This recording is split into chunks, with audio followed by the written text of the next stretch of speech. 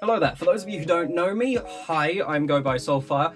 I have done a bunch of D&D TikToks and everything, and this is now a new YouTube channel I'm making all about different D&D stuff and crazy things. Anyway, let's talk about some mystery monsters, shall we? Because this is a mystery monster manual. For those of you who haven't ended up seeing any of these types of videos before, what is it? What's it all about? Well, mystery monster manual, simply put, is just random monster that I'm going to be talking about for a little bit, give you a little bit of idea about the stats, how you can play them, a little bit of history, lore, that sort of thing. But anyway, what is the mystery monster manual? What's it all about? Well, let's get into it. So, simply put, random monster, going to be talking about it, going to give you a bunch of details, stats, all of that stuff. Anyway, let's actually talk about this mystery monster manual, because today I'm going to be covering the Medusa. So the Medusas, what are they all about? Well, found on page 214 of the monster manual, Medusas are a pretty cool creature. Reason being, well, they are a classic monster to throw into your D&D games.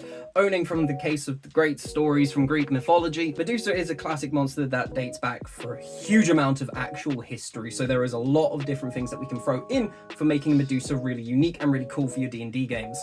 However, I do want to make a quick note here that if you actually look up what the creature is, it's actually referred to as a gorgon in Greek mythology, so you'll always find a lot more information about that. Medusa was specifically an individual of the Gorgons. She had a couple of sisters. Either way, I'm getting sidetracked, but yeah, that's a bit of real-world history for you. So for those of you who somehow have not ever seen what a Medusa is, I'll just end up showing a quick vision of her, because bam, look at her, ain't she looking fabulous? She is on fleek, the hand points are on ready, that mask is to die for, I do love it, and that dress, woo! But of course the Medusa is, well, a trap. She is 100% one of the most deadliest femme fatale style creatures that you can throw into a game, because of the case that they are literally a character who wanted to have eternal beauty and youth. Now, don't get me wrong, there can also be male Medusas, I guess. Mostly because of the case I am assuming that you could probably make a male Gorgon.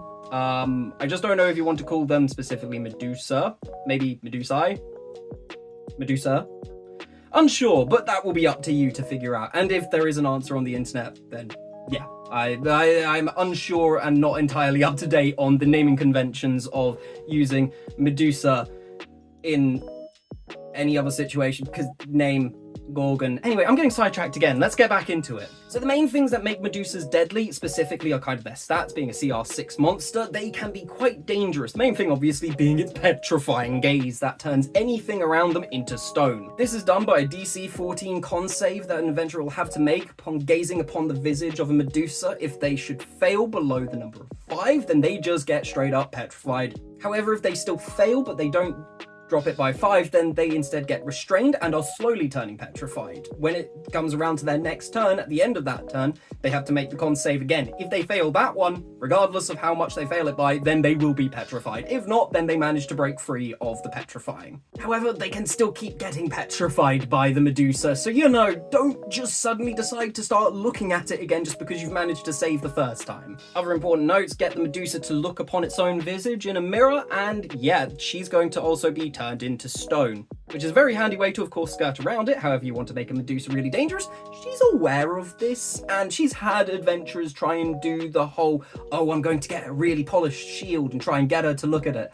And she's just going to be like, yeah, I'm not going to fall for that. I've heard about it. I'm not going to do it. Which just makes for a really fun situation. But let's talk about some other interesting things. Because yes, there are also her attacks. She's got snake hair, which can also attack, which is very deadly, very cool. But let's talk about how you can make them really unique for your D&D games. Because that's where it's really important, isn't it? So yes, you can, of course, have the classic Medusa story. She is an outcast, she is hiding away on an island, not wanting to see anyone, all of that sort of stuff. And it's a very classic way to represent her.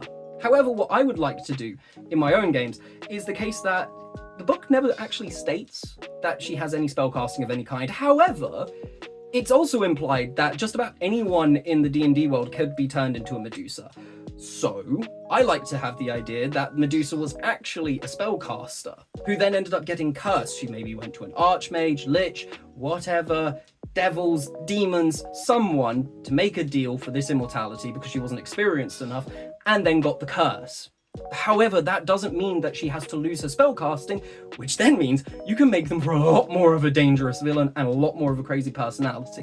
Because if you gave them polymorph as an ability, even greater polymorph, however, polymorph should be enough, They could just turn themselves to have a visage of a normal, very approachable person and be able to really go about their day as normal, pretending to be this standard beautiful creature instead of the Medusa, which then makes for some really great RP moments. Because imagine it, your players are going around, they have this character who is clearly going to be a bad guy, who they all think might be a vampire because they like to hide away from certain situations, or maybe a werewolf or something. They know that something's wrong. However, very few are actually going to guess it's a Medusa in disguise, which is really fun to throw into your games. And the way that I like to sort of imply in the lore is, at the end of the day, Medusa's entire character is the case that when they are outcast, when they are social pariah, when they're exiled from societies because of obviously their danger, a lot of the time they let everything go into disrepair around them, their houses become decrepit, everyone who they cared about and loved and everything